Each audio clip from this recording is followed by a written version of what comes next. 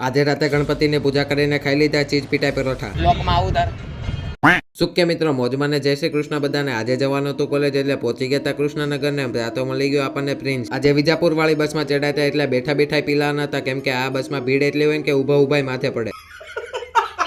આ બોટલમાંથી ક્યારનું પાણી નીચે માસી બેઠા ના ઉપર પડે છે. ઉનાળામાં ટાઢું લાગે એટલે કઈ બોલતા નથી, બાકી તો બસ ઊંચી લીધી હોય. બોલો જુબા કેસરી. અમે ચરડી બસ સ્ટેશન થી ચાલતા નીકળી ગયા હતા કોલેજ જવા માટે ને આ ઝાડવા નીચે બધા છોકરાઓ ક્રિકેટ રમતા હતા. ગામડાની યાદ આવી ગઈ. કોલેજમાં પાછા બધા મિત્રો મળી ગયા હતા ને આજે તો બધા ઊંધું નાખીને લગતા હતા ને આજે તો માનવભાઈ લગતા હતા, નકર આખા ગામની અણી જ કાઢતો હોય. ક્લાસમાં સર આવી ગયા હતા ને આપણે તો પહેલા સબમિશન પતાવી નાખ્યું હતું એટલે હવે બધાની અણી કાઢવાની હતી. ઘણા દિવસ પછી કોલેજમાં દેખાઈ ગયા હતા યશભાઈ ને રુદ્રભાઈ. કોલેજ નહીં આવવાનું. આવી શિખામણ આખા ગામને દીધે રાખો, પછી ભલે પીપીટી બનાવતા ન આવડે. રુદ્રના ફોનમાં વર્ડ ડાઉનલોડ નહોતું, પાછો કે 2 મિનિટમાં ડાઉનલોડ થઈ જાય. 1% આગળ વધ્યું ને મુકેશ કાકાની ઇજ્જત કાઢી.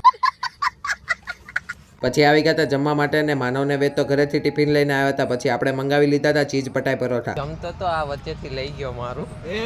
મેં પરોઠાના હુંય વખાણ કરી લીધા હતા. માનવભાઈએ મંગાવી લીધા હતા પરોઠાને, હવે કલાકે ખાઈ રહે. પછી બેસી ગયા હતા રિક્ષામાં ને રિક્ષાવાળા કાકાના છોકરાને કીધું કે અમે બ્લોગ બનાવી, ત્યાં તો બોલતો બંધ થઈ ગયો. પહોંચી ગયા હતા ઘરે ને ઘરે આવીને લખવામાં આવે ફૂલ કંટાળો. આજે હતી ગણપતિ બાપાની ચોથ એટલે મમ્મીએ લાડવા કર્યા હતા ને ગણપતિ દાદાને સ્નાન કરાવીને લગાવી દીધું સિંદૂર. આવી રીતે ચોથ આવ્યા રાખે ને આપણે લાડવા ખાધા રાખીએ, આપણે તો એટલું જ જોતું હોય.